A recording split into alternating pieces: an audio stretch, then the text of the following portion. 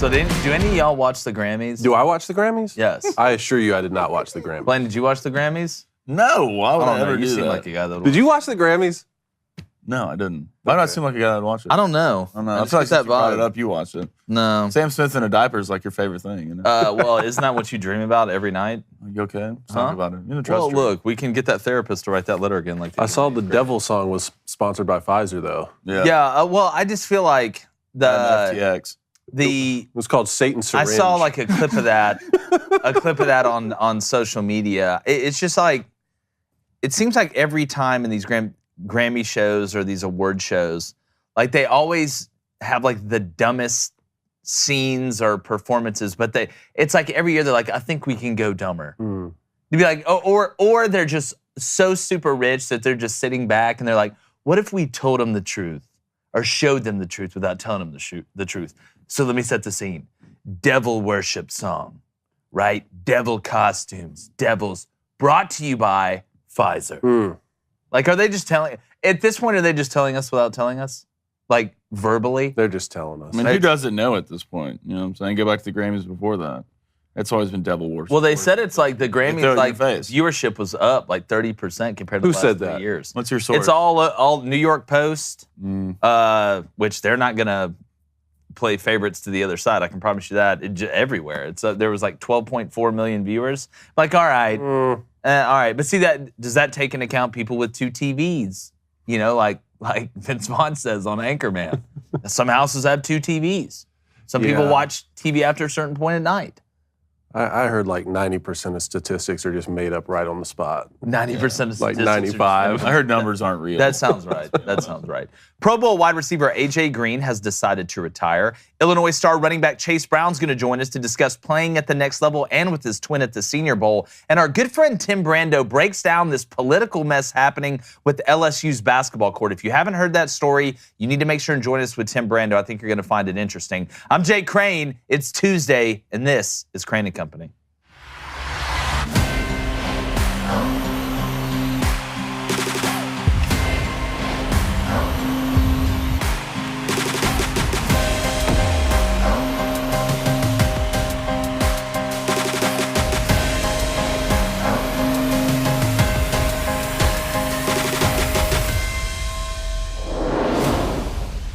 Now, we all know the big game is this Sunday, and we're going to cover every inch of it here at Crane & Company, so make sure you hit that subscribe button. But I want to go ahead and get my pick out of the way on this Tuesday.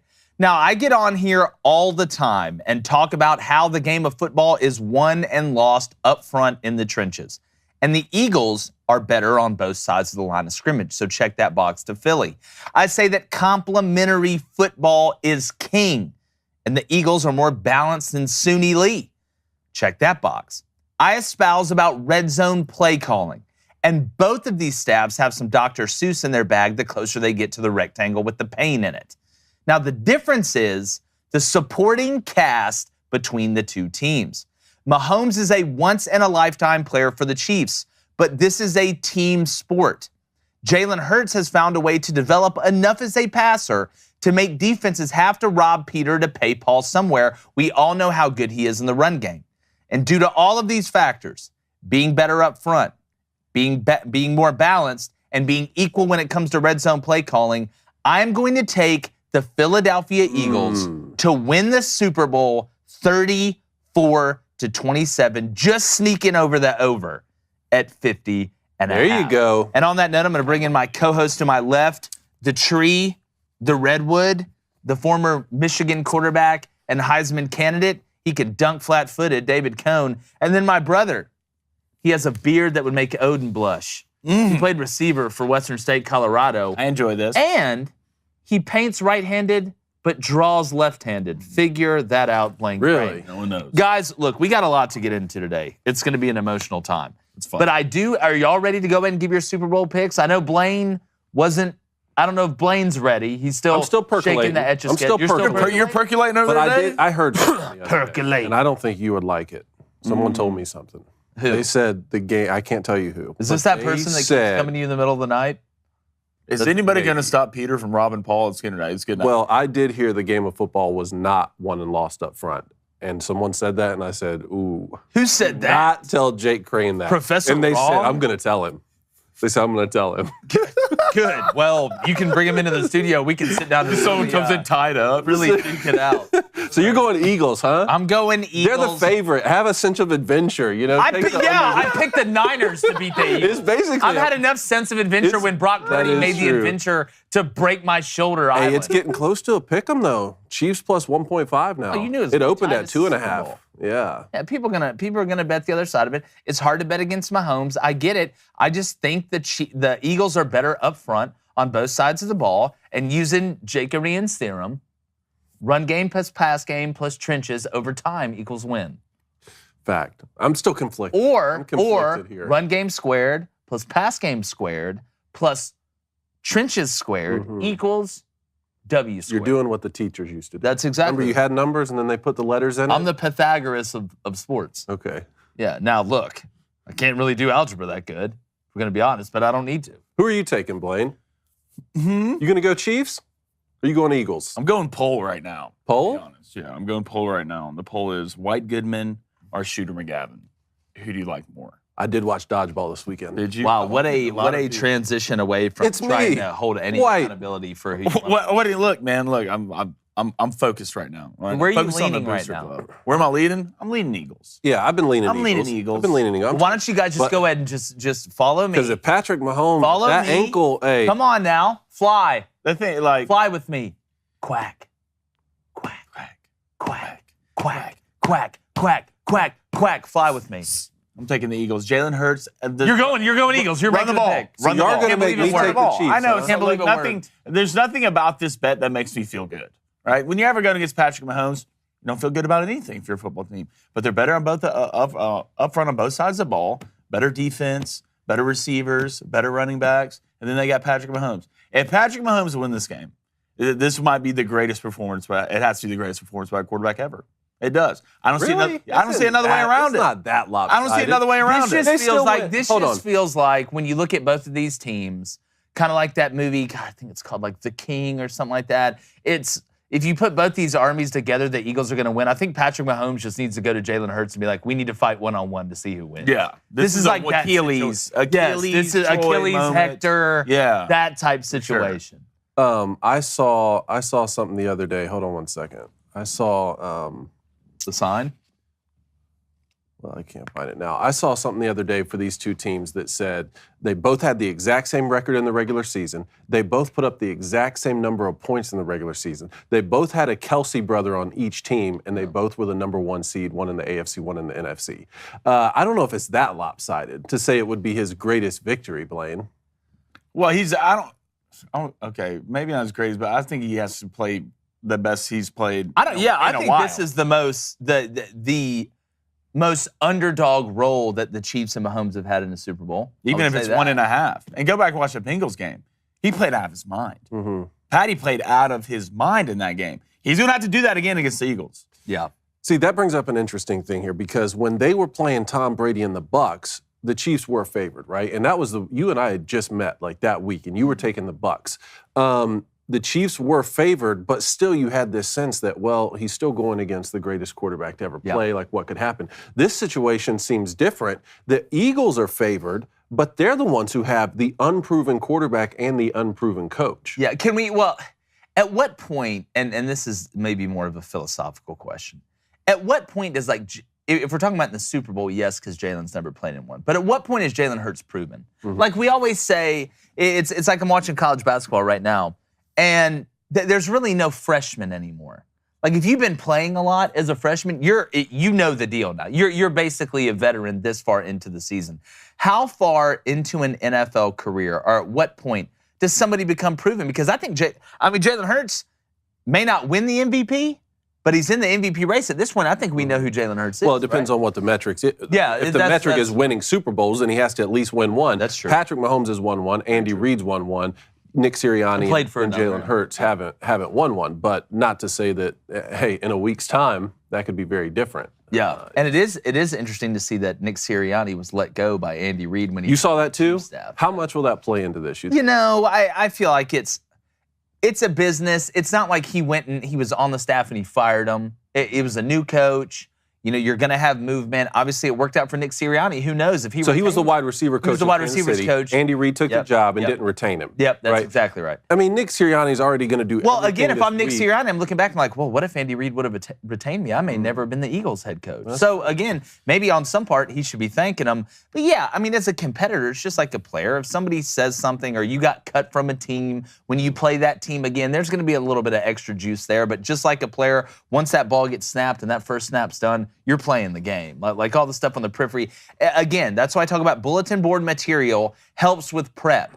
It doesn't help in game. That's why they call it bulletin board material. It helps you prepare better. It helps you focus more because you're angry and you want to focus more and you want to be more prepared because there's that chip on your shoulder. So I do find there's so many interesting aspects of the Super Bowl that the Kelsey brothers, just the whole situation is going to be fascinating. It should be a hell of a game, and we're going to live stream it. So make sure you are subscribed. So if you are ready for the biggest Sunday in sports, you need to head over to DraftKings Sportsbook, the official sports betting partner of Super Bowl 57. They have all the action that you need. New customers, all right, if you use our code BOOSTER, that's BOOSTER, or BOOSTER, pretty simple. New customers can bet $5 on the Super Bowl, and you get $200 in free bets instantly, regardless. All right, you go ahead and make that bet. There's one game left. You don't have to be Sherlock Holmes to figure this out. You make that $5 bet, you get $200 in free bets. That's only at DraftKings Sportsbook with code BOOSTER, BOOSTER. Minimum age and eligibility restrictions apply. See show notes for details. Guys, there's a prop I saw this morning. Each team to score a touchdown and a field goal in each half. And it's at plus 1,100. And I'm just thinking in my mind, I think it's going to be somewhat of an offensive game. A touchdown and a field goal each half at plus 1,100? Why does that seem a lot easier than what it probably is? You know, why? I guess getting both. It's a trap! It does feel like a trap, but God, why would I not just put 100 on it? I like that one. Why would I not put 100 on it? Do y'all put a stack on the Eagles? Let's be honest. At money line? Money line. A stizzy. A band. A G. How are we feeling about it? Would y'all do that? I don't know. I don't like the face you're making. 10 minutes It's ago, my face. 10 minutes ago, you didn't know. my face. 10 minutes ago, you didn't know who you were taking. Yeah. Now you're ready for a stack. That's all it takes. Just like that. 10 minutes. 10 minutes. In some civilizations, that's an eternity. That's like what LeBron James said. My focus, I was on Kyrie, and now I switched it just like What the that. greats do. Yeah. I just don't like your face this morning. Well, The face you looks know what? fishy. I've never liked your face. I need you to change it for me. I just don't. I can't. I don't know. It's just the way your face is. shaped. International waters. I like your face. Thank you, Dave. I love your face, too. I love your hair, too, by the way. Super you. jelly. I don't think I've ever seen it not look I don't great. put jelly in it. It's syrup. Syrup? Yeah. You know what's in syrup? Sugar. Yeah. You like sugar? Is there sugar in syrup? Then yes. All right, let's get to the Booster Club Flamey Dragon. Kyle Kennedy wants to know MVP, Jalen Hurts, Patty Mahomes, or the field? The field's going to have a pretty good game. Yeah. The field. Well, it better be ready to go. The question is it already shored up, or are they going to take the Super Bowl? Super Bowl MVP. This is Excuse me. what Super Bowl MVP. Yeah. Oh, I was okay. Totally different scenario. I'm gonna go Jalen Hurts. Okay. I'm Well, gonna you go Jalen Hurts. have to, right? If you think the Eagles. Yeah, it's pretty much hand in Yeah. hand. I'm gonna go Jalen Hurts. I think he spreads the love. AJ Brown, Devontae Smith. Wouldn't be surprised if Dallas got in there and scored a touchdown. Not the Cowboys because it's the Super Bowl. I mean Dallas Goedert. But no, I'm gonna go Jalen Hurts. You know, I am done with the betting against Jalen Hurts business. Not that I ever really did it, but, you know, he certainly exceeded my expectations in the NFL, but the kid just continues to shine time and time again.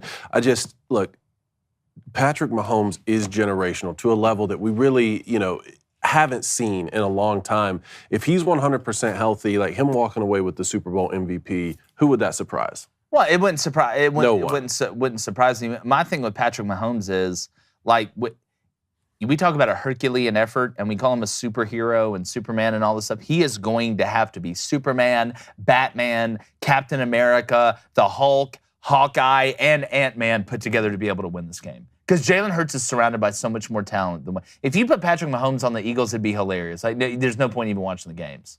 Like, that's how talented the Eagles are around him with that defense. But Patrick Mahomes at any point in time can freak out for 4 quarters with Travis Kelce. They have enough. It's one game.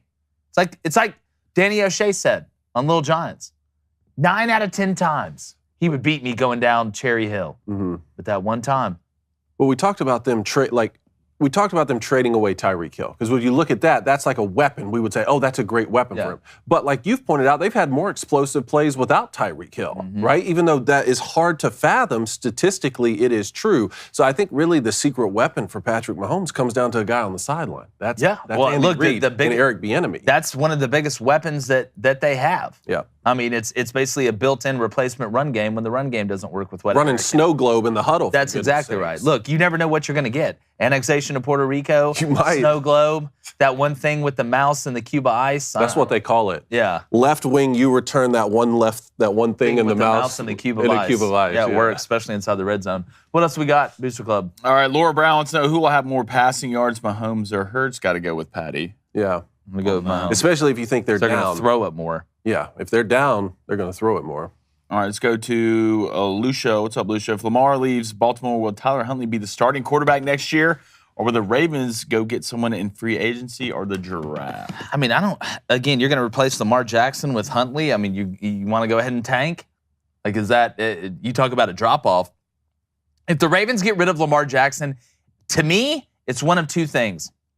They're moving up to go get somebody in the draft, or they're going to get a free agent that's kind of worth their salt. I don't know who that would be, because I think Derek Carr's going to end up at the Saints. So if you traded or moved Lamar Jackson, which I don't think he's going anywhere, Greg Roman's gone the OC now. I think the offense is going to be more tailored toward what Lamar Jackson is able to do. But if Lamar leaves Baltimore, I don't think there's any way in hell they replace him with Huntley, because I don't know how you explain that to the fans other than we're trying to tank, because while he did make the Pro Bowl and it was a joke, Tyler Huntley is not going to be the guy to lead the Ravens to the promised land. He's not even diet Lamar Jackson. He's not the Chet Cola, which I love, version of Lamar Jackson. He's not even the Faygo, which has maybe the best peach soda version of Lamar Jackson. Remember, if you donate, we ask your question quicker in the chat. What else are you doing over there, weird face? Let's go to, I'm not going to respond. David, I'm going to send this to you over here. So let's go to Jimbo Eagle. God, it's a LeBron question. All right, $5 donation. Does Skip Bayless go full on Homer Simpson in the bushes to suddenly support LaFlop James when he breaks Kareem's scoring record this week? Sure. Look, What would surprise you with Skip? he's a chameleon. Skip. He's a chameleon. You throw Skip on the LeBron fan train, he can blend right in. Yeah. You throw him on the LeBron hate train, oh my God, he just changed colors right into the same color as LeBron hate train. He's a chameleon. He doesn't have original thoughts, just extra crispy, but it's lame. So wait, are you not saying Blaine's name all week to prepare for Friday? Is that Flaming Dragon, yeah. No, for the rest of his life. Like, the name Blaine is gone. That died. That died the minute. Now, y'all know what I'm saying. That died the minute last Friday. No, the minute I went over last Friday, that died. Gotcha. Yeah, like that name's gone. Flaming Dragon. It's burned down. I don't mind it. $10 from Ben Laden. Nice. Okay, Bin Laden. Gonna find you. Here's to you guys. Haven't been in here for a while. Was stuck in a cave with Zach Eady. Made it out. Made it out. man. Good for you. Number Y'all one both team got in the found. nation. How? Purdue, which we're gonna get. We're gonna get to that. Purdue did stay number one in the AP Top 25, which I do have some qualms with when you look at the way Alabama's playing. All right, one more before we get to qualms with it. Let's go to Broken Sergeant. Hashtag Ask Crandon Company. What are your thoughts on Sean Payton getting rid of Russ's private coaches at the team facility? I think he should, because you have coaches. Oh, yeah. I hate this. I'm on this team, but I have my private coach. Look, if you want to go in the summer and work with somebody, and you have your kind of your throwing coach and things like that, I get that. But when we're talking about the team, I don't want anybody that I did not hire as a coach in that organization affecting the most important position on the field. Think about that situation in like other business terms. Let's say you work at a law firm. Okay, you're one of the most important lawyers at the law firm. Yet every time you prepare for a case, there's somebody else out there that's not involved with the law firm you work with helping you. It's just another person that works at another law firm. That doesn't happen in other businesses. That's not how it works. I'm not calling Kroger to ask to help me if I work at Winn-Dixie. I don't care if you're not a part of another team and you're a part of another organization that doesn't play against my organization. If that's one of the main things I think that's wrong with Russell Wilson, right? Russell Wilson started out as this just nice, old-fashioned birthday cake that said happy birthday on it coming out of college, right? Old school, about the team. Mm-hmm. Now he goes to the NFL and you take the birthday cake out. It's not an old school, just vanilla, yellow cake birthday cake anymore with happy birthday on it. It's an ice cream cake It's chocolate. with trick candles and a dwarf's popping out of it to surprise you. Oh, no. All type of stuff like that. There's too much going on with Russell Wilson. Get the extra coach out of here. It needs to be Russell Wilson and the coaches for the Broncos. I'm sorry, Russell. Okay, I get it. You have won a Super Bowl. You're very, very famous. But still, I don't care. You need to be part of the team. And I think Sean Payton realized that, and it'll be good for Russell Wilson. All right, Bradley Cogdill just had a baby boy this past weekend. Now proud father of a girl and a boy. Just did it the reverse of Cone. Bradley. Nice. Wow, congrats, Bradley. Way to go, Hashtag man. girl and boy dad. There you go. Hashtag both dad. All right, let's go to Sweet Baby Blaine. Which teams are going to take their shot at Caleb Williams sweepstakes next season? I got to see how it finishes because, look, there'll be some teams that have somewhat of high. Like, I look at a team like the Buccaneers, right? Mm-hmm. You say, all right, Kyle Trask, which is what I think you should do. Let's ride the lightning. Let's put the pedal down and scream America. All right? Because, again, if it goes good and you're the answer, great. We found our answer. Nope. If it goes horrible, great. We'll go take a quarterback at the top and a quarterback class that is thick and deep. Drake May, Caleb Williams, Sam Hartman. I can go down the list. There's going to be a lot of quarterbacks coming out next year that can help teams. So it's a little early for that. Like, look, I know the Falcons probably aren't going to be that great.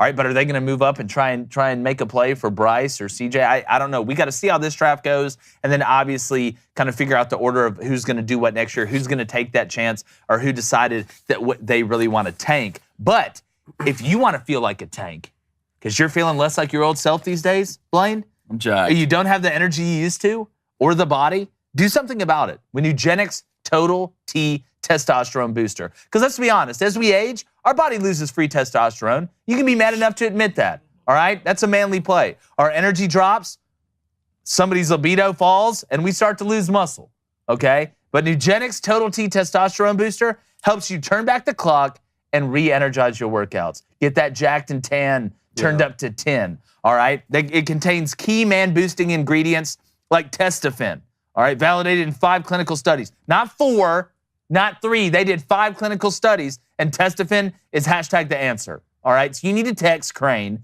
that's C-R-A-I-N, to 231-231 on your phone machine, and you'll get a complimentary bottle of Nugenix Total T. And if you text now, you'll also get a complimentary bottle of Nugenix Thermo, their most powerful fat incinerator ever. Get out of here, baby. It's gone. And it's absolutely free. But only if you text CRANE, C-R-A-I-N, to 231-231. That's CRANE to 231-231. You're either jacked and tan or you're not. I'm Facts. super jacked and pale about it. Yeah. I take this off and flip. I've been wondering why I don't you want to look get yelled so at. You fit should over do there. push-ups the whole time I do the Nugenix read. Yeah, we do push-ups. I can do that. Well, Dave can do like 1,000. Yeah, David did 1,000 in like 8 minutes. I love it. The while number eating just wings. keeps going up. See, that's what happens. That's how you go out stories there and you happen. try and accomplish something. Yeah, that's how stories happen. And you Look hit at that feat, and then all of a 1,000 sudden push-ups, the legend just. 1,000 wings, know? on your way to 1,000 kids. I have not hit the 1,000 wings yet. I am Are you even behind. close? I am behind the.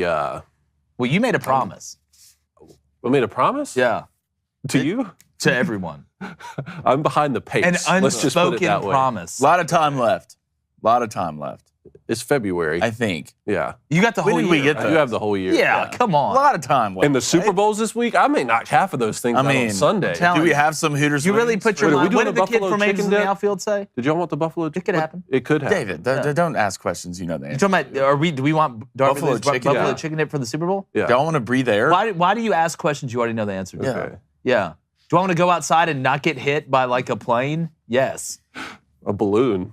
Well, Hey. there's a lot of balloons going on right now. I just wonder what China's going to send next. Trick candles or icing? They're apparently trying to spy on us with everything that you give at a birthday party. You're on the balloons. trick candles this week, aren't you? Huh? The trick candles. Trick candles? Yeah. Yeah, those things suck. They really do. I They hate really, them. it's just Pointless. frustrating. Pointless. Just whoever Pointless. made that, I hate you. Pointless. I don't hate. Hate's a strong word. I despise you. Yeah, there we go. That's because that's not a strong word at all. All right, I'm going to go ahead and get to this Chase Brown interview, the absolute standout stud, 3-down back from Illinois. We're able to catch up with him in the Senior Bowl. Got a quick interview. We're coming back to the Booster Club, and then we got Timmy B, our friend from down in the Bayou, the Hall of Famer, is going to join us. But right now, Chase Brown, the twin, the man, the myth, the legend. Roll the clip. All All right, hey, we are here with Chase Brown, running back, offensive extraordinaire out of Illinois. Chase, number one, man, enjoyed watching you play. I know everybody's going to ask you about being here with your brother, and you know, it's a lot of fun, and I get that. I want to talk about you for a second, though. You know, we look in the NFL now, and there's so much specialization. You know, you have third down backs. You have guys that are short yardage backs. Seems to me like you're in that rare breed where you can do everything, including pass protect. How important is that to you going into the draft and this, you becoming a better player? Yeah, that's extremely important. I want to be a player in NFL that can be trusted on all three downs and any offense. And, you know, being able to pass protect, catch the ball, and, you know, a running back with good ball security is, you know, what they look for at that level. So being able to showcase all that this week is what I'm trying to do. Yeah, it's like they say, the more things you're better at, the longer and better jobs you can get. You know, at Illinois, the word explosive and Illinois on offense hasn't been together a lot. But lately with you guys, and especially you being able to do the things that you do, turn that offense into something, you know, that other teams feared. It made you guys a lot more balanced. How in good of hands is Illinois now that you guys are gone and y'all got the culture right with Coach Bielema? Of course. I mean, Coach B has set the standard there. He wants tough, everyday guys that, you know, believe in what he's talking about, and that's exactly what he's building there. You know, this year we were able to, you know, find explosive plays by starting out with the run and then building off of that and trying to open up our pass game. So as long as they keep on doing that and, you know, keep on taking steps in a positive direction, you know, that the sky's the limit for the Fighting Illini. Yeah, two-parter here real quick. Playing with your twin in the Senior Bowl, did you ever imagine, I know you guys always wanted to, you know, do things together and have that connection. You go to Illinois, you play together, now you're at the Senior Bowl. I mean, are you ready to wake up from a coma or what's going on? Yes, sir. I mean, it's honestly a blessing. I remember watching this game as a young kid in high school, all the great players that, you know, competed on this same field. So, you know, it's a blessing to be in this position, and, you know, it's fun being around the guys and putting in work. Yeah, second part, zone scheme or gap scheme, which is better? I enjoy both. I mean, that's a great answer. That's such a professional NFL answer. Yes, sir. Appreciate it. All right, congrats, man. Right, Rooting for you. Chase Brown, Illinois, buy stock now. Yeah, look, watching him run, you see him in person, him and Ty J. Legs, man. Yeah, I mean, it looks like his calves pick up like a house. 2-liter Sprite. What do you have, bottle. 1,600 this past year? Oh, Yeah, 1,600 catching the yards ball in the rushing? backfield, running the ball. The man's got like unbelievable vision. It could be an adventure. I haven't gotten to the Red. point, like, and this has happened, especially at the Senior Bowl, just because the manners of these guys are so good when you interview them. I haven't gotten used to being called sir yet, and I don't like it. Well, you're like 13. I don't like it. Thank you. I'll take that. Yeah, I know. I'll It's a take compliment. that. I don't like it. When they said, "Sir," did you look around like I was the like, three, I was the like- Three Stooges? Like, Like, yeah, who you talking to? to, dude? I was like, dude, I'm like 5 years older than you. Yeah, I played ball too. It's like, give me some pads. Who's talking? Who's I talking? wanted some pads. They Who's wanted- talking in the booster club? That's what I want to know. Let's go to Charles Moore. Always like these. Is there any non-game prop bets y'all would take? Like the outcome of the coin toss or the length of the national anthem? First of all, take tails. Tails never fails. I don't like betting things that don't happen on the field. Any other game, no, I don't like doing that either. But for the Super Bowl, I guess I can make an exception. Yeah, the make it national non-prime. anthem's interesting. I would take the I wonder what over. the line is on that. No, I would just take the.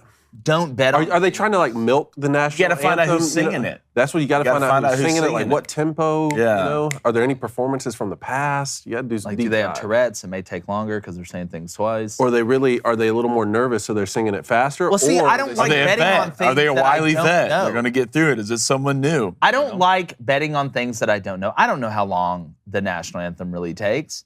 But I stand there and you know, put my hand over my heart, give respect. All right, it's 50-50 with the coin toss. Now, you know what? I want to bet on how many yards A.J. Brown's going to have.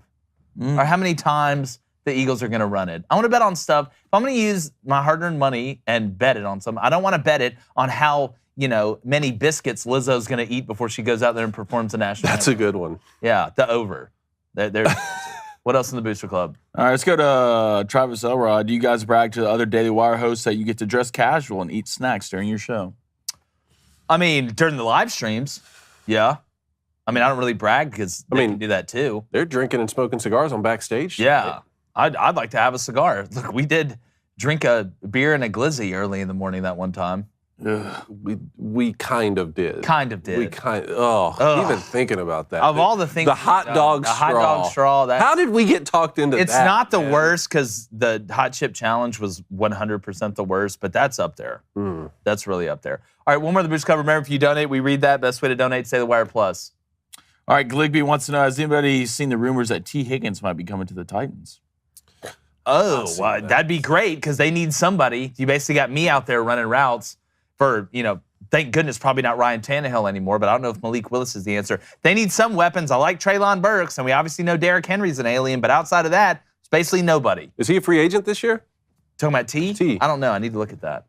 I'd be shocked if the Bengals could keep him. I don't see how they would let him go unless they could get a king's ransom, which I don't know what you're getting from the Titans. You mentioned A.J. Brown over-under at 71.5 yardage-wise. I just feel like he's going to hit like a 55, 60-yard play. And that's going to be the biggest chunk. But all right, one more at the Booster Club. I was going to BT. He says, I think people are downplaying how good the Chiefs are. I mean, come on, their O-line is number 1 in the pass block win rate. It's not like Mahomes has no help. Well, we have to understand the Chiefs get the ball out quicker than just about anybody. So the offensive line has to block a little bit for a little bit less time than everybody else. That can be a manipulated stat. Again, I've sat on here and talked about how good Andy Reid and Eric Bieniemy are at the modified run game, the short passing game. They get the ball out quick. Patrick makes really good decisions. So I'm not saying the Chiefs have a bad O-line, but I don't think you could look me in the eyes and say that you think the Chiefs' offensive line is better than the Eagles' offensive line or better than the Eagles' front seven. I don't think from a football standpoint you could say that. Chris Stapleton's playing the national anthem. Chris Stapleton? I don't know. First of all, I don't know. What a great pick for the national anthem. Yeah. Second of all, I'm shocked. A deep dive. I'm surprised it's not like Brittany Griner or something like that. I wonder if they already have it in novelty props. One toss. I wish there was. Is there that prop where like a field goal hits the crossbar? Will there be an octopus? Yes or no? Yeah, I'm going yes. Why is that a question? It's plus 1,400. Okay. Why is this a question? Will there be First an of octopus? all, that's a prop bet on DraftKings right now. That's like a name for a bet. An octopus. Hold on. I got to look. Hold on. Here's a good one. Any field goal or extra point to hit an upright or crossbar, yes, plus 450. It's only plus 450? Don't like the odds on that. God, I wanted it higher than that. Let's see. All right, so an octopus football bet, all right, or a scoregami. I've got it right here. Oh, okay. Basically, it's not some sort of distorted philosophical pontification, nor is it a joke. It's a real football stat invented in 2019 by Mitch Goldich, a writer from Sports Illustrated. It occurs when the same player who scores a touchdown also scores the ensuing 2-point conversion. So you got to score a touchdown and then a 2-point conversion. That's at plus 1,400. I don't like that. I'll be honest with you, man. I played football for a long time. I had never heard that. I've never heard that either. The octopus? No. I thought someone was actually bringing an octopus to the stadium. Yeah. I was about to get Plus in touch with one of my 1,400. boys. Like, it's plus 1,400. Let's like get go you do in the this on the stands field, or with the an on the field. octopus. We'll put some cash on it. We'll split it. Man, here's a good novelty prop bet for you. Combined jersey numbers of all touchdown scores over under 160.5. That means 2 wideouts with 80s. Give me the under. What number What's is A.J. Travis Brown? Kelce? 66, isn't he? Or 86? 80. They're both in the 88? 80s. Isn't A.J. Brown and A.J. Travis Brown I thought Kelce? was 18. I thought AJ's a low number. Yeah, I think AJ's a low number. Oh, he's 11, right? Yeah. it's- All right, so Travis Kelce's 87. 87. So if he catches So 2 he scores touchdowns. twice. Yeah. Or really and just scores once. Everybody else realistically doesn't have huge. A.J. Brown's number 11. Devontae's 6. I can't keep up with all the Chiefs wide receivers. What about running back? six. Miles Sanders is 22. I think they're all. Don't worry about Pacheco is what, 18? 10, isn't he? 10 or Pacheco's 10 or 18. 10, I think. Yeah, Yeah. Pacheco's Yeah. 10. Jarek McKinnon's like 7. Oh. Yeah. I'd like the under, because if Jalen it's Hurts anybody is other what, than 8? Travis Kelce, I mean, isn't Valdez Scantling like 17 Something like or 11. or something like that? Yeah. I mean, So let's Even if low. Travis Kelce catches a touchdown, which he will, he'll at least get one. I know. You still have like 4 God, I guys like who that can under. What's score. Gainwell? 24? Yeah, See, the thing you running get back. into is if Travis Kelce scores and then, If it's tight ends and backs, you're in trouble. yeah. Gainwell's number 14. Yeah. 14. If you're tight ends, Man, I like that under. Let's Well, get to rapid fire. All right, rapid fire. Here we go. All right, let's start with Nick Saban. Remember we were talking about Jalen Hurts the other day and said that Nick Saban is the one who told him to transfer to Oklahoma.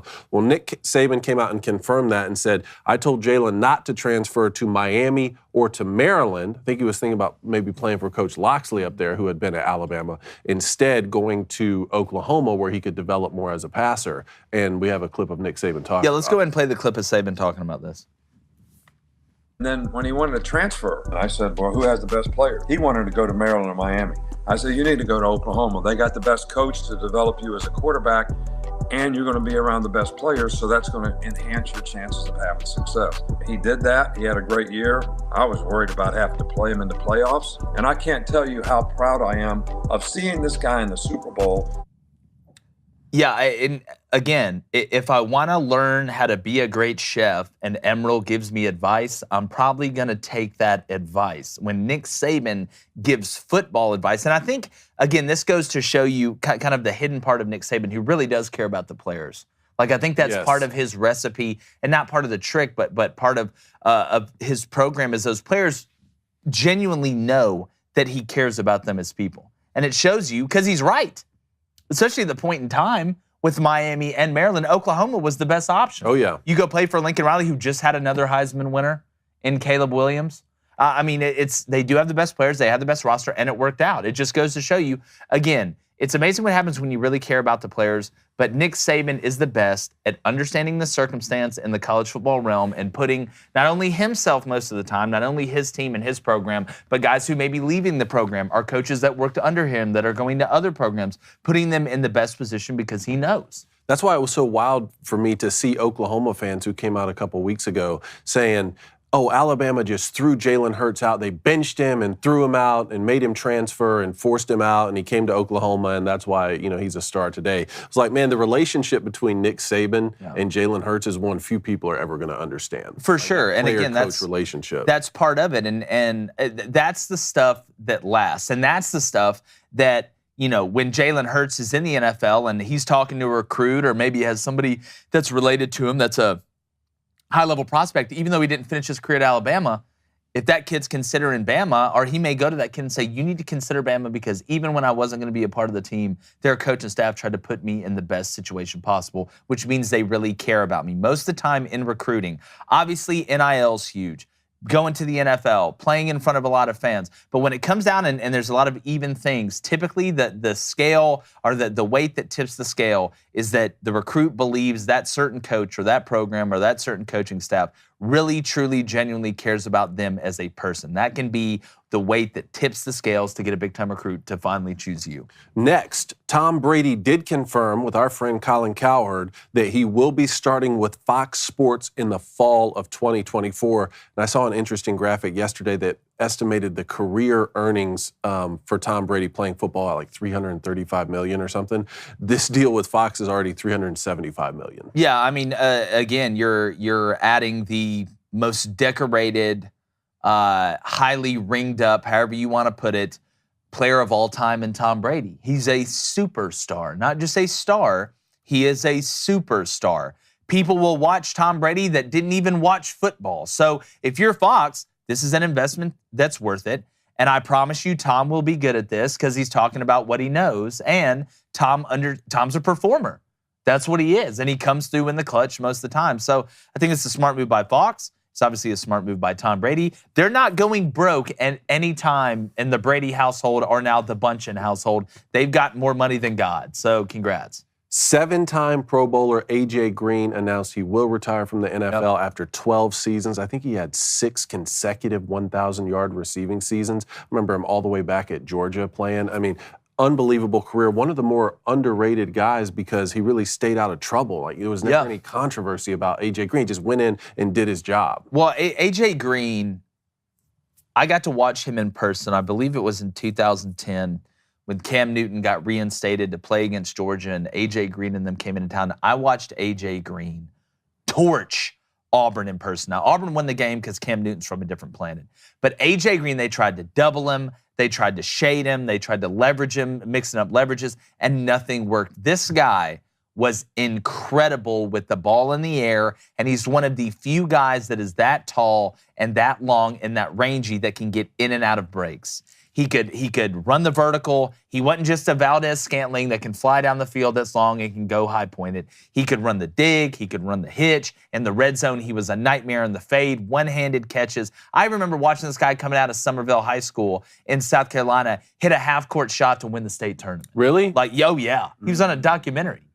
Like, the dude, unbelievable. We talk about clutch, all-time gamer. AJ Green's one of the best and unbelievable career. And never gotten in any trouble. No. Never heard anything off the field. Did AJ his Green, job, just the man. consummate professional. Blaine, I hate that AJ Green put in so much time and effort, with the Cincinnati Bengals when they were sort of down as a franchise, and now they got their franchise quarterback in Joe Burrow. They're having so much success. How much would you like to see AJ Green, on the other side of Jamar Chase, and really we were talking about T. Higgins earlier. How much would you like to see AJ Green in his prime on this Bengals? Oh, that might be one of the best, receiver units ever. What do you do? Think about it. Him, prime AJ, and AJ in his prime was disgusting. I know it's been a while, but AJ in his prime was nasty. AJ, Jamar Chase, T. Higgins, Joe Mixon, hell, Tyler Boyd. That's a squad, man. I remember watching AJ back in the day. I didn't know how you covered him. You had to double him. If you soloed him one-on-one, he's going to eat you alive. AJ is one of those guys with the length and the speed and just the versatility of being controlled with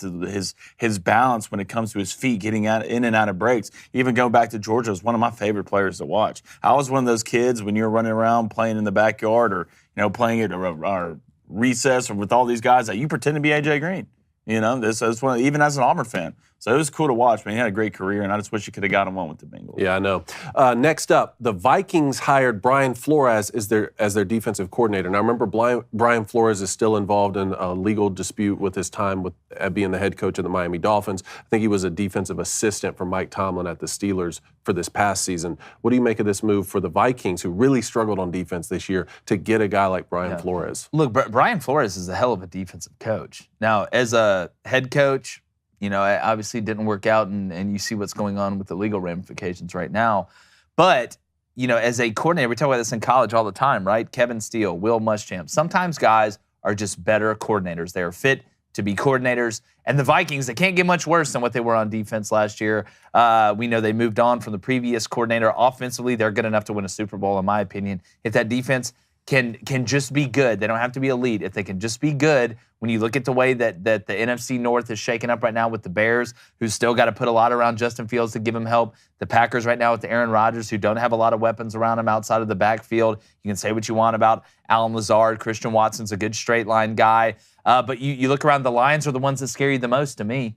If I'm the Vikings, when I look around that division, they're the ones that scare me the most going forward. Because you talk about a team that if they're just good on defense, the way the offense and the gumball smuggler Jared Goff was working last year with some of the young pieces they have, J-Mo, Amon-Ra St. Brown, Jamal Williams toting the rock, DeAndre Swift. So I like the hire.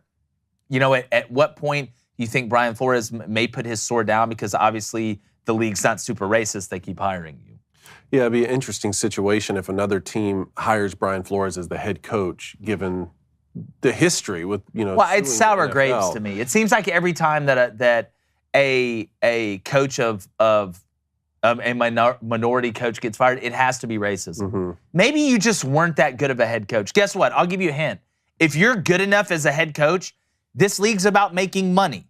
The color of that they care about the most in the NFL is green. Mm-hmm. It's not black and it's not white. If you're a good enough coach to win and therefore make money for that organization and therefore make money for the outlying organization, the NFL, they are going to keep you.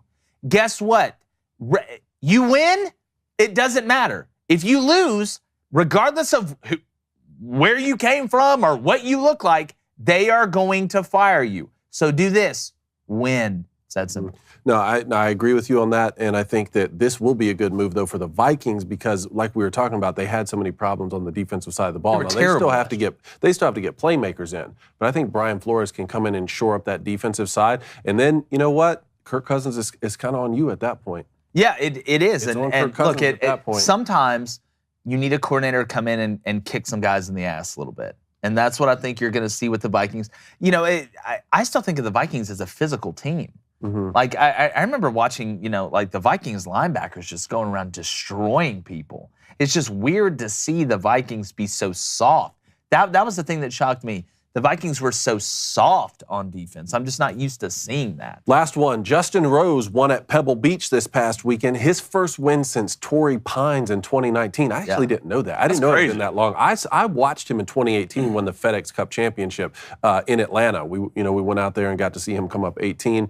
But he's now eligible for the Masters. He was bordering on missing the cut for that or missing the qualification for that. But a good win for him at Pebble Beach this weekend. Yeah, happy for Justin. We got the Masters coming up, obviously, in April. You've got the hearings between, Liv and the DP World Tour going on right now in London. There's a lot going on in the game of golf. Something interesting, St. Andrews with the British Open is going to remove their Swilcan Bridge walkways. Like the cobblestone kind of bridges. It's a weird situation. It's a story I saw yesterday. They said they are going to remove it because they announced on yesterday, that they will remove the stone walkways they had recently added to the sides of the iconic Swilcan Bridge on the 18th hole of the Old Course in Scotland. Photographs had emerged on social media of the work being done to the pass. From a reason, they said they wanted to mitigate the issue of wear and tear to the turf on the sides of the bridge. So look, when it comes down to y'all do y'all thing. Yeah, when it comes down to protecting bridges, I don't burn them or protect them. I'll let y'all build them and I cross them. But now I kind of want a little piece of stone from the Swilcan Bridge. You want a Tennessee this I want to kind of Just take some of the grass? I kind of want to take some of the grass. Throw the goalpost in the river? Yeah. eBay this situation. Well, I tell you a guy who's not throwing a lot of goalposts in the river, but has seen a lot of big games and covered a lot of big games, is doing a great job with college basketball right now. Watched him the other day from Fox Sports. He's been everywhere. Hall of Famer, Louisiana native, Timmy B, Tim Brando. Timmy, what's up, man? Are you saying I can't keep a job? No, that's not. I'm saying you're so good, you keep moving on up and up and up. He's been everywhere. You're right. You got to face up to it. I've worked at every network except NBC, so you're right. No, but, it's a great. Again, you've been to many different mountaintops and has led you to the Hall of Fame down there, and we appreciate you taking some time this morning. And Timmy B, we get on here and we talk about sports all the time, and we know how important things are in sports, and especially in the college game, the traditions that we see, the naming of the courts, the naming of stadiums, statues that are built. And there's an interesting situation going on right now at LSU. And to give a little background and context, me and you were talking about this yesterday, and I'm going to let you kind of push the ship down the river here, or down the ocean, depending on how big the ship is. But when you look at the Dale Brown court situation, I just want you to tell people when the court was named after Dale Brown and kind of the situation that's going on right now, because it's pretty interesting. Yeah, well, let me begin just saying chronologically, okay, the events that took place. And I also need to say, full disclosure, I owe much of my success, my career success, to Dale Brown. And in large measure, life success to Dale Brown. In 1985, when I started at ESPN, I hope you can see this. This is a picture of the great Jim. That's the great Jim Simpson, who was the lead voice of ESPN at the time. I had just worked my first game with Dick Vitale, and that was my daughter Tiffany at 2 years of age. Well, she's 40 now, and has two children that live a little less than a mile from us. Our family loves Dale Brown. So, full disclosure, I am biased on this, and I was the handful. I made up the handful of people that worked for about a decade on this because we just thought it needed to be done. He's a guy that, in the history of LSU basketball, has won more games than anybody. He beat Kentucky 18 times. That's more than any coach ever beat Kentucky, SEC and beyond. He won 448 games. He went to 2 Elite Eights, 2 Final Fours, 13 consecutive NCAAs, and at one point was the National Coach of the Year in 1981 with a team that won 31 games. Now, this had never happened at LSU, consistently sustained success in its history. Bob Pettit had his moments in the 50s. Pistol Pete got to the NIT quarterfinals in 1970. He never played in an NCAA tournament. Wow. But Maravich was the all-time leading scorer in college basketball. But when his father was fired, Dale came in and turned the program up to another notch and made it nationally significant from really 1978 all the way through 93. And of course, those years included some outstanding players. And he graduated 114 of his 160 kids. So his record certainly stands up with just about anybody else's that has their name on the floor that were iconic figures at their schools. And by the way, people in my home state, especially those, and I hate to say it, Jay, but guys that fall into your age category that can buy a website and get on YouTube and start cranking out whatever they want, will say, well, he never won a national title, so, but that's not what it's about. The naming of the court has nothing to do with that. Gene Katie won 6 Big Ten titles, never went to a Final Four. Never went to a Final Four. The name is, at Mackey Arena, the floor is named after Gene Katie. So all of that stuff, let's just put that aside, okay? Dale's consistent work beyond just basketball, okay, but shining light on other people's lives and being the only coach of his era, okay, that discussed player rights and took on the NCAA, called them Gestapo bastards. Look it up, okay? There wouldn't be an NIL today if not for some of the things that Dale Brown talked about, which of course pissed off a lot of his colleagues that were in coaching at that time. He was a forerunner for everything progressive, okay? He was the first and only, okay, white member of the NAACP. He told David Duke when Shaquille O'Neal was playing, don't come to this LSU basketball game, because if you do, I'm taking my players off the floor. Okay, so Dale was progressive at a time when it was not popular to be progressive. Now he's grown and aged, and I believe his political lean is a little bit more conservative now than it was then. But we're in a different time and a different time and space right now than back then. But the people that are going against, the people that are operating against him now, they haven't looked up any of this information, evidently, because if they did, they would know how wrong they are in saying that nothing should be named after an old white man on the campus of LSU due to the political climate of the day. Yeah. And that's what's happening here. Don't tell me that what I saw on January 4th, 2022 at the dedication did not happen, because it did. And the president of the school, okay, an African-American man named William Tate, was all in. There are pictures of him clapping right behind Dale as he's holding up a piece of the court. Collis Temple, who is by Bonnie Brown's side, hugging her, the first black player that LSU ever had. And it's Collis that called Dale his second father.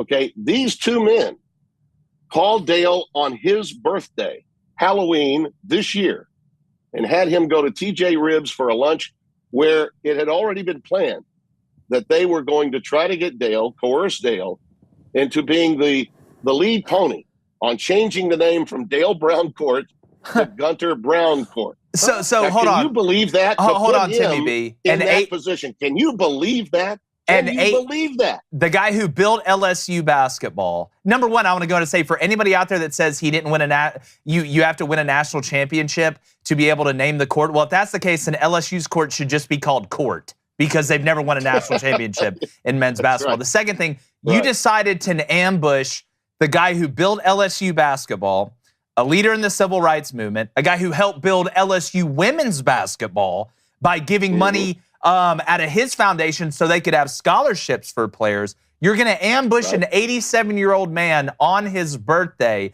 that you want to put his name behind Sue Gunter's name, who, by the way, Sue Gunter never won a national championship, never won the SEC, never went to the Final Four. She was huge in LSU women's basketball, which is rocking and rolling right now. Had coached in the Olympics. She's a great coach. But my question, Timmy B, is, so basically the crux of this thing is, you have this legend in Dale Brown that you dedicate the name of the court. You name the court. You have a dedication in 2021, January 4th, like you said, a dedication where everybody's 22, there. Actually, 22. A dedication where everybody's there. It is Dale Brown Court. Now, fast forward to 2023, and now they want to call it Sue Gunter, and Dale Brown Court adds Sue Gunter's name to Dale Brown Court, when Sue Gunter already has a statue outside of the arena? Correct. Why does she get double the praise for not winning half of the stuff? Well, it's actually inside the arena, but because it's just the time that we're in. Listen, God bless Sue. She's been gone for almost 20 years. I think she passed away in 2005. And she was very close to Dale. Dale helped her get that program rolling. And that's the saddest part about this. Why Why use her? How dare they use her? Who I'm sure, what would she be thinking if she were here? They were very close. They worked just down the hall from one another. And you mentioned players. Joyce Walker was one of the great players of that time. She did not finish her education, came back, and when she did, Dale's Foundation helped fund the remaining period of her education. This kind of thing went on for a long, long time. It's not about Sue. It's not about Sue versus Dale. This is about bestowing upon someone the honor of having the court named after him. And by the way, he had no statue. Shaq did. Sue Gunner did. Hers is inside the PMAC. This was really the first true honor that the institution had given to Coach Brown. And here he is at the time, 86 years old. And so at 87 on his birthday, you do this to him. It's just out of control. And for what? Why are they doing it? Okay, I'll tell you why they're doing it. Okay, because the daughter of a politician who passed away within the last couple of years, Buddy Leach, his daughter, Mary Warner, who served on the board, was actually chairman of the board back in 2021 during the COVID period. I came and spoke before the board on a couple of occasions, including then. I mean, listen, I've been around her, engaging lady, have no problem with her, but I do have a problem with what she's doing here. Mary Me Too Warner is now going to continue to go after this because she knows she's got a political in with her cheese. Her father passed away. He's worth billions. They were great donors to LSU for many, many years. And she's using that hook on the governor, John Bell Edwards, a West Point graduate, by the way, and a Blue Dog Democrat that I voted for because I didn't think the Republicans had a quality candidate. But that being said, she goes to him and says, this is wrong. We got to do this. We got to get this fixed.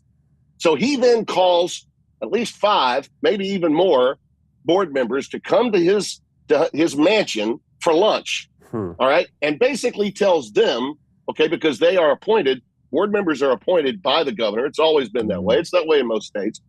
We got to change this as they're having their shrimp etouffee. He's telling them we got to change this. So we're going to get this on the docket this coming Friday, February the 10th. And when the board voted 12-3 back in September 10th of 2021, Mary Warner put up to opposition the vote on Dale Brown Court. She raised the motion to change that to Gunter Brown Court at that time. It was voted down by the same board that's in place today, 12-3. 12-3. But that board's going to get together again this Friday, and they're going to flip. And they're going to flip because they're appointed by the governor. And the governor will be out. Okay, he's got term limitations. He'll be out soon. Yeah, it's don't matter to him. When the new board comes in, the Republican governor, and it will be a Republican governor, he'll put in his own board. So he'll be gone. The board will be gone. And I guarantee you, President Tate, who is without question a hypocrite, all you need to do is know and see the pictures to prove how all in he was on Dale Brown Court. He'll be gone too. Why? Because he's just building a resume, probably to go to an Ivy League school. Yeah. So who's left holding this kind of embarrassment? Dale Brown.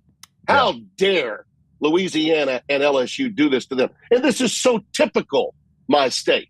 Listen, I have great pride, as you know, in where I'm from.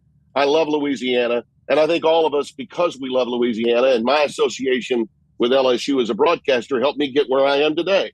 And that was due in larger measure to Dale Brown. So that's why I'm calling these people out. I'm pissed off. And it's time other people get pissed off.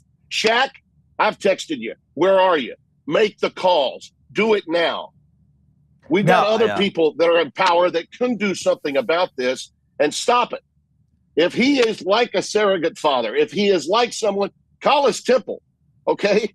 Collis Temple, who was really the leader within this board that helped us along the way, the half dozen or so of us that worked for years on this. We listened to Collis. We went through the protocols the way it needed to be done. Collis was, he champions Dale Brown all the time. He's done nothing but good for LSU and Louisiana for all these years. How he could have taken that president to lunch with Coach Brown, knowing full well what was about to be asked, is beyond me. Yeah. Now, I haven't talked. I mean, basically everyone has been politically coerced into doing what Mary Me Too Warner wants to have done. This is one woman that was pissed because she didn't get her way. I got billions. I'll hold it over the governor's head. The governor then will coerce everyone in back rooms. And he sends his spokesperson out this week to tell Matt Moscona, who does a wonderful job in the afternoons, that, it was the board that came to him. Yeah, with this right. idea, Come on. I was born at night, but not last night. So the president of the school is a confirmed hypocrite, and the governor of the state is an outright liar. Yeah, where we're from, what we say to people like that, say it with your chest. My thing is, it seems like Mary Werner's the same type of person that thinks women won World War II. But Timmy B, at the end of the day, it's sad for Dale Brown, but this just seems totally avoidable to me. Like, it seems like you have a statue of the lady inside the arena. You have the court named after Dale Brown. Why do you want double scoop of ice cream? Like, what did if Sue Gunter had won national championships and done all these things, I could understand a little bit more. But not when you don't make the Final Four. Or you don't even win the SEC. Yeah. You don't, and I don't mean to speak bad about Sue Gunter. I know she was a great coach, but don't you have to win your conference to be a great coach? Tim, was there any talk about honoring both coaches with this dual naming of the court prior to Dale Brown's ceremony? No. Okay. No. So it was all just a response to the court going to be named after Dale Brown. See, that's sure. In the board meeting that was held on September the 10th, and I spoke before the board a month before they had I was in the middle of football season. I was out at USC. But by the way, you can go to louisiana.gov this Friday to watch the proceedings. It's available streaming at LSU and see the kangaroo court in action. See Louisiana at its absolute worst. It pains me to have to say that, but that's what this is.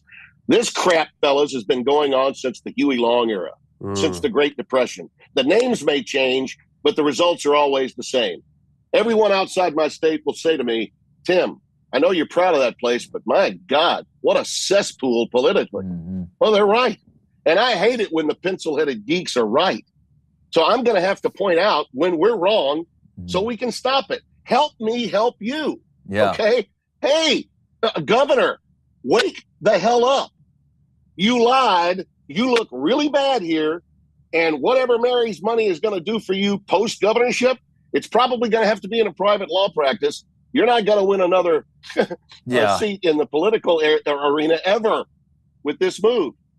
And the president, who seemed like a really congenial man, he was at a dinner the night before on January 3rd with us. He came in. He was so geeked to meet Mahmoud Abdul Rauf among all the different players that were there. And now you do this? Yeah. Really? I mean, it's time and time again, this has taken place. And I guess our people in our home state are just so conditioned to it that there's no problem with it. There's no problem with this because, hell, this crap's been going on since my father was on the planet, and he's been long gone. So it's okay. We're Louisiana. We suck. We're last in crime. We're last in education. Oh, we can throw a party. Football's pretty good every now and then. We've got some NCs there. This has got to stop. Yeah. This has got to stop. Yeah, well, New Orleans has turned into Gotham City when you really look at it. We went down there recently. I mean, you'll get your shoes taken out there too. But Timmy B, great stuff, man. Hopefully this gets ironed out. I know, like you said, it seems like that the writing's on the wall, and they kind of seem dug in on their decision because of the political moving and the money and the way it works. But I mean, this is a message that needs to be sent. We appreciate you taking some time. Well, thank you. I hate having to do it.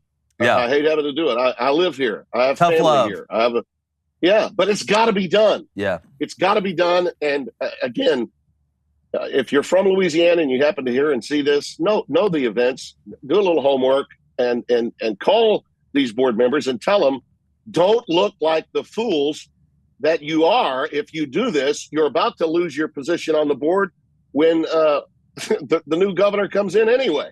Yeah. So don't make this mistake. Don't. No. Definitely, and look, we agree with you 100%. What you got a call this weekend? You going to be anywhere calling games? I know you're always everywhere. I leave tomorrow. Actually, I'd be at that board meeting if I could, but I have to go to Columbus, Ohio. Northwestern, by the way, is really good. Chris Collins is going to get his team back into the NCAAs. It appears for the second time in history. I've got them at Ohio State. on Thursday night. Then I fly to, you mentioned Gotham. I fly to New York on Friday for a game Saturday at noon, 11 Central, St. John's taking on Providence. Providence, by the way, with Ed Cooley, he could be the national coach of the year again. He's doing an incredible job, and they might win the Big East. Timmy B, you know, I've said this multiple times this year. At least for this season, the Big East is my favorite conference to watch in basketball. I don't know why. Watch, I know Georgetown and Patrick Ewing are a disaster, but it's just something about watching Creighton, watching Xavier, watching Butler, watching Providence. It's just a very fun Connecticut, very, very fun conference to watch. I was watching you in a game the other day, and typically take the over. That's what I'm learning about the Big East. Typically take that. They like to run a lot. They do. But no, Timmy B, you're going to be talking about people grabbing boards, not what's going on at a board meeting. We appreciate you as always, my friend. Everybody, check out Tim Brando. Does a fantastic job, and we always love having you. Timmy B, you know we love you, brother. Love you back. Take care. All right. See you, man. Tim Brando, man, one of the best. Just a crazy situation. Man, good on Tim for calling it like it is. Look, Timmy B, look, say what you want about Tim Brando, but he's going to let you know where he stands on certain things. And nowadays, that is a lost art. Yes. That is a dying breed. That is an almost endangered species, extinct animal. And I think this is a great kind of scenario of where the other side of that, when you just go with whatever the political whims are, when you really have no gumption, when you really have no identity, you just go with the flow and you're a chameleon. Like Dr. Pope. What's the Booster Club saying about that? Justin Decker said, Blaine, tell Jake to call Brando an elitist. Yeah, I almost did. Not a good time. I almost did as a joke, because Timmy B totally would have gotten it. Oh, man, the Hayfords want you to know, Jake, we might not have won World War II, but y'all wouldn't have no bullets, planes, bombs, or tanks. That's what's up. Hannah, Mrs. of the Hayfords. Okay, well, again, I'm not saying that women didn't have a part to do in World War II, but let's be honest, how many of y'all stormed the beach at Normandy? Not one. There wasn't one. Again, not saying women didn't. Women helped make the men that went over there and did it. But again, let's just understand who got shot at and who was at the crib. Let's be honest here, okay? We're not talking about the war on equal pay. We're talking about getting shot at by Nazis and Russians and Italians, all right? Like the real thing. All right, let's go to Texas Ed. It says Tim is mad as hell and he's not going to take it anymore. I agree. He wants his money. He wants it now. J.G. Wentworth. Sister Ray says governing boards are the worst because they're full of people that have no idea what they're doing. That's exactly right. You want to talk about the bureaucracy of bureaucracy? Go look at a board. I'd trust a Ouija board over a governor's board. Don't bring that energy in here. Let's go to the Hayfords again. Lived in Bamford for 7+ years and have a great appreciation for LA because of it. Thank you for keeping it a stizzy, Tim. Keeping it 100. Always, always. Let's go to Travis Elrod. He wants to know, what do you think of the possibilities of Brian Leftwich being the OC at Notre Dame? I don't know about Brian Leftwich, but Byron could possibly be. I just read what you put in the book. No, just messing with you. Again, at this point, I mean, with Sam Hartman, do you really even need an offensive coordinator? The guy's been playing college football for 33 years. He could probably be the head coach of the president of the school. The cachet of Notre Dame would not surprise me. I just wonder if Byron's one of those guys that has been in the NFL. He has cut his teeth in the NFL. He seems like an NFL guy to me, getting in that recycling bin where they just wash you over and over to other schools. I don't know if he wants to get out of that and go into college, because sometimes it's interesting trying to get back into the NFL when you do that. So I would doubt it, but nothing would surprise me when it comes to Notre Dame. All right, let's go to Boot Tribe. Says, so true, Tim. I love my home state, but my goodness, our politicians are so corrupt. It's sad to see, man. Wow. Well, it seems like that's kind of it everywhere. Yeah. You want college basketball rankings now? All right, so Purdue stayed at number 1 despite their loss to Indiana. Houston 2, Alabama's 3 right now. You got Arizona, a 3-loss Arizona team at 4, and then Texas is at 5. You know, Texas with the loss last night to Kansas. You know, I want to sit up here and tell you that I don't think Alabama should be the number 1 team in the country. But I'm also not a liar. Purdue is outstanding. Zach Edey is outstanding. Alabama, to me, is the best basketball team in the country right now. Will they win the national championship? I don't think so. But having Houston ranked above them when they beat Houston head-to-head, when they have, you know, a very similar record playing against better competition in the SEC than what Houston plays in the American, you can't square that with me. I know Alabama lost on the road at Oklahoma, which was a tough game and a game that Oklahoma had to win to have a chance to play in the NCAA tournament. Bama didn't play well. It happens in basketball. But you're 20-3. Purdue is coming off a loss I feel like Alabama should be the number 1 team in the country. Do I think Purdue would beat them? Yes, because I don't trust Bediako in the front court of Alabama, even though Noah Clowney is a star at 6'9". Getting Damari Burnett's huge as another three-point shooter, a guy that can defend somewhat on the perimeter. And we know what they have coming off the bench with JQ and those other guys. I just don't see how Alabama's not the number 1 team in the country. If Alabama lost to Oklahoma by 5 instead of 25, what are they ranked right now? I think they're number 2. Ahead of Houston, but not Purdue. But not Purdue. Because they beat Houston. Yeah, I think that loss that Alabama had to Oklahoma was the worst loss by like a number 2 team or something like in a long time or possibly ever. But I mean, again, you look at this year in college basketball, and Zach Edey, I think, is the most dominant player. I don't think that's a hard thing to argue. But it seems to me like there is no true dominant team. No. Which is going to make the tournament so much fun. And I'm telling you guys, I watched Miami last night. Man. I really want to buy Miami to the Final Four, but I don't trust their front court. You see that dunk that Poplar kid had? Look, they're jumping out of the gym. It's incredible. Well, I forgot they had Nigel Pack, the Big 12. Yes. The All-Big 12 player from Kansas State.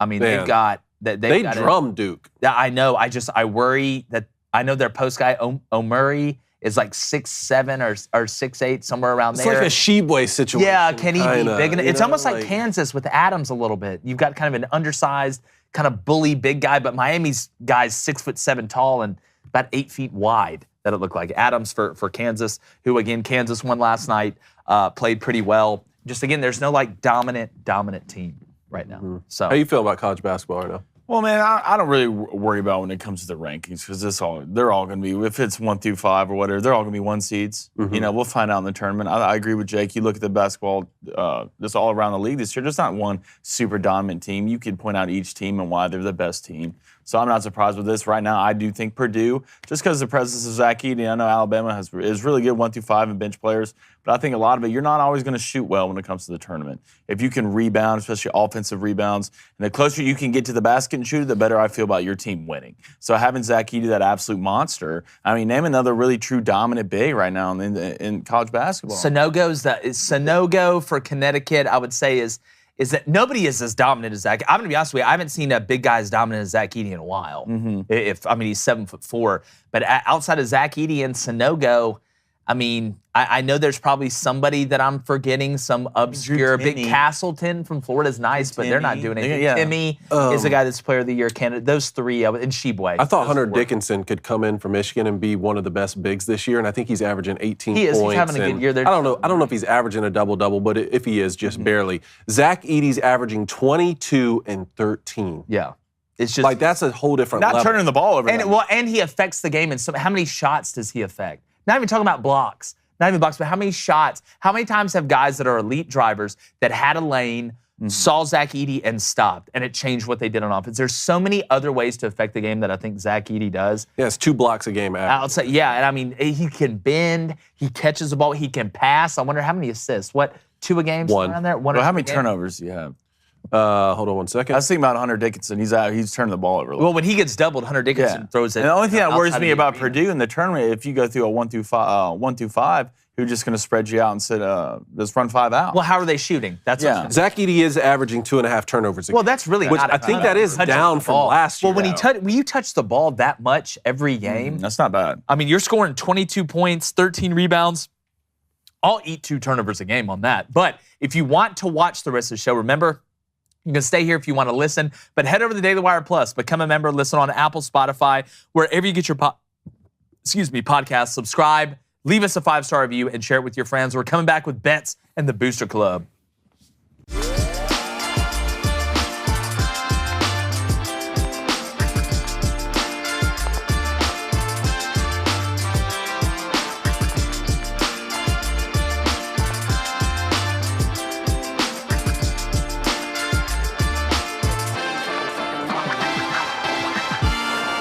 All right, everybody, our Booster Club bets are brought to you by our friends over at DraftKings. Download the DraftKings Sportsbook app, use our code Booster, and new customers can bet $5 on the Super Bowl, any bet, and get $200 in free bets instantly. That is only at DraftKings Sportsbook with our code Booster, BOOSTER. Minimum age and eligibility restrictions apply. See show notes for details. All right, guys, here's what we got today. 2-0 last night. Want to say thank you to Kansas and Miami, both of you guys. Deep down, Appreciate y'all. Home games, feeling good about it. I'm staying with the train. Give me Texas A&M at home tonight because I don't trust Auburn to be able to shoot the ball. Mix that with Virginia at home against NC State and Indiana at home versus Rutgers, all three money line. That's at plus 216. And then Georgia, after playing horrible at A&M, coming back home to play an Ole Miss team that's reeling. Give me the Dogs and Mike White, minus 1.5. That's at minus 110. All right, early in the month. Coney, you're 2. Are you just sticking at the 2-0, Coney? No, I'm 2-0. I'm 2-0, yeah. So, but I'm still going to give recommendations. You ready for mine? Yeah, what are your All right. recommendations? Kansas State, money line.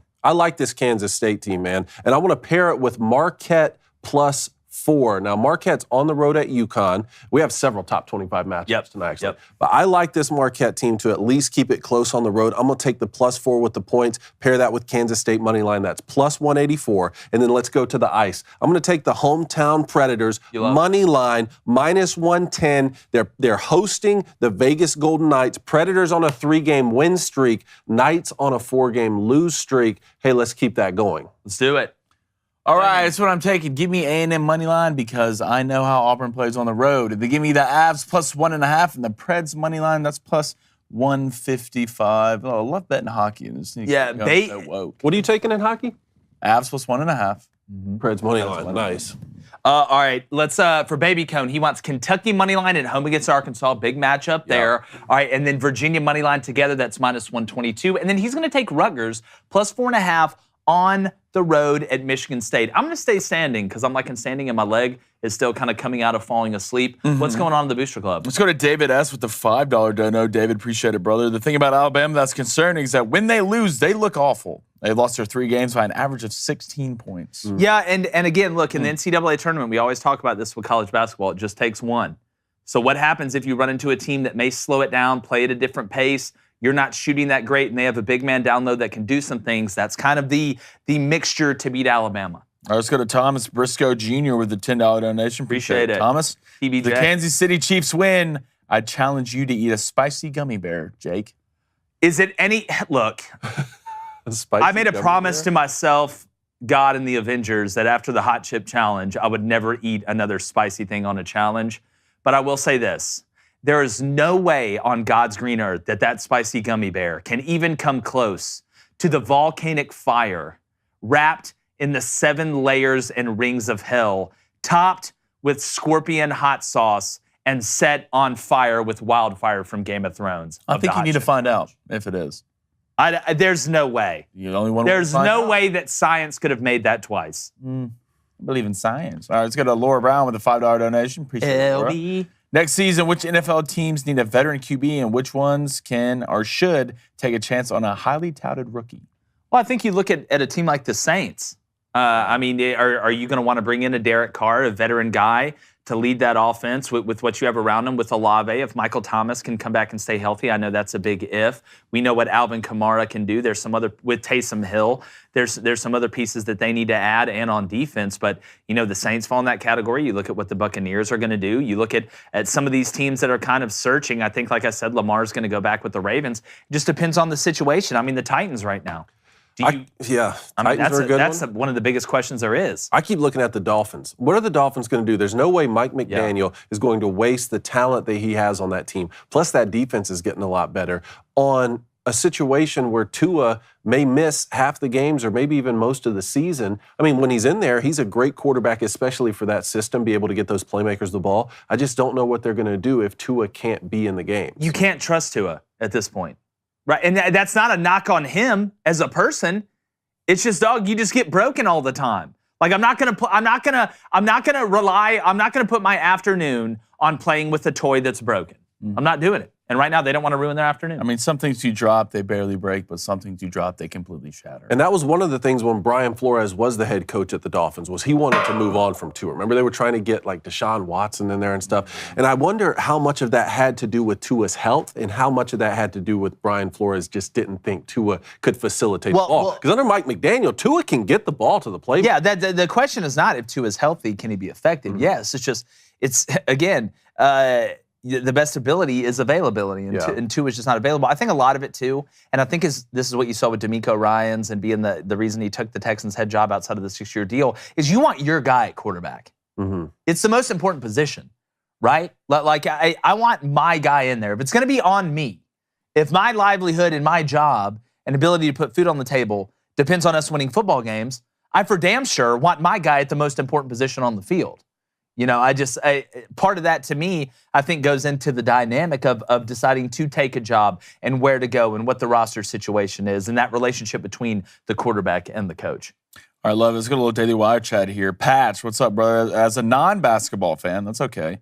Says, may I copy your bracket for the tournament for my cousin's pool, betting pool? Absolutely. Yeah, you can. I don't know if I'd advise it, you know, with as crazy as NCAA tournament is, because here's the way it works when you're doing the bracket in the NCAA tournament. If you know things about what happened in the college basketball season, your bracket's going to be on fire. All right, it would probably be better if I just went to a random person that did not know about basketball and just named teams. I will prove this theory this year. I watch college basketball all the time. I can tell you who plays for Illinois. I can tell you who plays for Kansas. Hell, I can tell you who plays for San Diego State and what style offense they run. But the person who wins the bracket challenge is somebody like my fiance who doesn't watch basketball. Maybe you watch Alabama every now and then, but they pick teams based on mascot. And then all of a sudden, George Mason beats Duke. Like that's how it'll happen. I'm going to fill out a bracket using my knowledge. I can't go against my knowledge. I can't do it. I don't know how to do that. It's not in me. All right?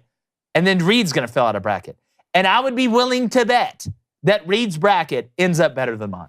Because that's how it goes down. That is how it goes down. 100%. We all know it. We all do the office bracket, right? I don't care where you work. If you work at Applebee's or you work at Goldman Sachs, we all do the office bracket. And who wins? The blonde secretary who picked Baylor because one of their best friends growing up decided to go to Baylor. Not because of Chachawa or any of these other guys or Scott Drew. It's because Alice decided to go to Baylor and be a literature major. There you go. All right, Travis Elrod, play bench cut, all his OCs. All right. Josh McDaniel, Bill O'Brien, Cliff. His OCs? Kingsbury. Give me play Josh McDaniel. Give me bench Bill O'Brien, and Cliff Kingsbury can take his ass back to Thailand. That's what I would have as well. It's rude. Let's go to... All right, let's go to Travis Elrod. Again? Do you want to read the chat? Yeah. Here. Go, bud. Oh, God. The thing about... all about the trust tree from the Hayfords. Broken Sergeant. Again? Do comments in here... This is the first time I've read all day. Do comments in here get read after this point, or should I switch to my DW account? Craning Company says, yeah, they do. I already answered that. Justin, say that again? Oh. I bet the camera can't see you. See, if Jake read the iPad, we'd never see him on camera. It would just be like this. Yeah. No, here. I'm just saying. You here. We're going to complain? No, We're I'm just saying. I love Travis. I love Travis Elrod. Jeez. Got to get him a chair. All right, let's go to Broken Sergeant. All right. Play Cliff Kingsbury, Josh, but he's gonna cut Josh. And he's gonna bench Bill O'Brien. I don't think playing Cliff's a bad decision. I feel like Josh McDaniels is a lot better coordinator than he is a head coach. Like, I would much rather have Josh McDaniels as the coordinator than I would too. As a head coach, right? Yeah. I mean, if I'm a Raiders fan right now, it hadn't exactly started out great there in Las Vegas. Now, I know he was under Bill Belichick, not Bill O'Brien. It's funny, like, everybody in that outside of Cliff Kingsbury, like, came from the same tree. Like when you look there. My thing about Cliff Kingsbury is I just don't know, man. Yeah. Like, he didn't win at Texas Tech. I mean, I was shocked he got the head job in Arizona. And How now do you fail done. upwards? It's got to be nice. It's unbelievable. I heard the Raiders were looking at a new coach, actually, though. His name was Ron Cruden. You know? Ron Gruden, Not John Gruden, but Ron. Looks like John Gruden, but has a mustache. He did have a mustache. How do you know that? Looks like Ray Finkel. Looks like Chucky. Yeah, a little bit. But with a mustache. Which is a horrifying movie, by the way. All right, Kyle Kennedy, start bench cut. Man, I'm missing start bench cuts. All right, let's go. Kyrie's co-stars, LeBron, KD, or Luka. Like right now, we'll go right now. I mean, I've got to play LeBron. I mean, I don't know, he's about to break the scoring record. I'm going to play LeBron. I'm going to bench Luka, and whoever the third one is, you can get out. Kevin Durant. Yeah, get out. You're already causing problems. I already can't stand you. What can we get for him in a trade? I'd start Luka. You'd start Luka over LeBron. You'd start Luka? Yeah. Okay. Luka's probably the best player in the NBA right now. So you're doing right now, not prime. Yeah. Right now. Right now. Yeah. Prime, yeah, it's LeBron James. Get that. The greatest player ever. But right now, I'd start Second. Luka. Assistant. We've been down. Assistant to the greatest. I've been down this. Assistant to the greatest player ever. Sorry, he's about to break another record. At this point, I mean. Let's go to Justin Decker. Hashtag Ask the Show. That's us. Is Hugh Freeze a top 5 coach in college football within the next 3 to 4 years? He thinks he has a shot. Top 5? I think he has a shot. Top 5. I mean, that's depends on does Lincoln Riley go to the NFL? That's something I'm interested in. Yeah, I'd go. What would you say, Kirby? Does Nick Saban retire in 3 to 5 years? Lincoln. I mean, you'd have to put Harbaugh in there, right? They've been in the playoff back to back. Let's see if they can continue it. Brian Kelly, I'm interested to see. Yeah, I mean, that's going to be a tough nut to crack, the top 5. But starting out hot, doing well in recruiting, doing good up front. We'll see. You're in the SEC. You have a chance to expand, so we'll see. All right, let's go to Jimbo Fisher's always going to be in the top 5 no matter what. For sure. No matter what Texas A&M does. He has a spot just saved. There it is. Right there. Doesn't matter what you do, $80 trillion. Saved. I don't know if you heard, but A&M's supposed to win it next year. I did hear that. Excuse me. I heard that Preseason from top you. 10. Yeah. I heard that from you. Really? Preseason top You sure? 6. This is the year. Best offense ever. Let's go to Bradley Coggill. He says, guys, I read a post yesterday saying that only 5 people have more than 8 Olympic gold medals. 4 of them have 9. Michael Phelps has 28. Yep. Yeah, it's ridiculous. 28. 28 gold medals. Oh, that's why we have to do our top 5 greatest athletes. Yeah, we do. We do. Yeah, we do. Yeah. Also, I saw a stat the other day that said after Ichiro's 10th at bat in Major League Baseball, he got a single to move his average up to 300, and it never dipped below for the rest of his career. Wait, say it again now? After Ichiro's 10th Major League at bat, he got a single, and it moved his average up to 300. It never dipped below 300 for the rest of his career. Really? That is insane. That's crazy. That is insane how good Ichiro was. Let's go to more Steven. What's up, Steven? He says, play bench cut, Top Gun 2, Pulp Fiction, or MILF Manor. Well, I've seen 2 of those. How disrespectful to Pulp Fiction. Yeah, I'm gonna go Pulp Fiction. I'm gonna play Pulp Fiction. I'm gonna bench Top Gun. And MILF Manor, I don't. That just show is just that's. Don't even bring me your borderline. Playbook. Like, don't even bring me your playbook. Like that's borderline. Take it with you because I don't want to touch it again. Like dudes watching their moms kiss other guys, and their moms find it like this. What? That's some weird stuff, man. Like that's some weird. I get it if it's like the real world and it's random people that aren't related. But now y'all are getting like related. Where are we going to be at 8 years from now? MILF Manor is going to be hosting the Grammys. No, it's going to be like, oh wow, it's actually my sister. Who cares? Like that's going to be the name of the show, Manor. It's my sister. Who cares, Manor? Wait, that reminds me of a meme I saw yesterday. Now that you said that, how did it go? It said. It said, my sister's pregnant, y'all. I'm going to be a dad. What? Oh, my gosh. MILF Man. That is some Game of Thrones stuff. All right, one more before we wrap up. Oh. All right, let's go to the North Face guy. It says, I admit I haven't been paying too much attention lately. That's okay. But who officially lost a fantasy challenge? And have they been to the WNBA game? Yeah, that is what your badge is, who lost the NBA challenge. That would be Sir Matt Wall. Yes, we have an announcement on that upcoming, and Ben Shapiro is going to be joining us very soon, very soon, to determine who is the winner of fantasy, which I know sounds like an oxymoron, but he is going to adjudicate it, he is going to litigate it, and we're going to get to an answer. He could probably tell us who stole the tumbler, too. Apparently it was seen on Matt Walsh's set. Really? I had someone send this to me. There's a lot of layers. Wait. There's a lot of layers. Seen on Matt Walsh's golden set. tumbler was seen on Matt Walsh's There's set a lot of yesterday. layers to this. I don't like this. I wouldn't be surprised. Because he was disappointed that he lost the whole Waldo thing. book? What's the Is one he thing involving himself in this? What's the one thing you can do if you lose the league? You go after the winning trophy. You could It's a major pain. It's a major pain It's situation. a Shooter McGavin. It's a true Shooter McGavin. Steal the golden jacket and run away. First of all, I'm this close to apologizing to you for blaming you for stealing it, but then again, you're the one telling me it was on Matt Walsh. I need to see it with my own eyes. I'm still skeptical, but what's the poll before we get on out? Oh yeah, poll. All right, who we like more, Shooter McGavin or White Goodman? Give me Shooter Who do we McGavin. like more? 64%. Yeah. Who do we like more, or who's a better villain? Like Who do you like more? Who do I like more? Shooter. All right. What was yours? 64. What was yours? 65. All right. Shooter McGavin, 72. Wow. Percent. I'm right. White Goodman, 27. I'm right. That's enough R-I-G-H. respect. Somebody caught the scent of a lesser stag in their nostrils. Hey, I'm right. R-I-G-H.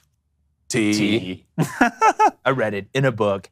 We appreciate you guys. Make sure you're subscribed, following us on all social media platforms. Appreciate Tim Brando. Chase Brown hopping on today. Got a great show for you tomorrow. Auburn head coach Hugh Freeze is going to join us live in the morning, so make sure you check that out. And like the chances of Derek Carr being the answer for the Saints, we're going, gone.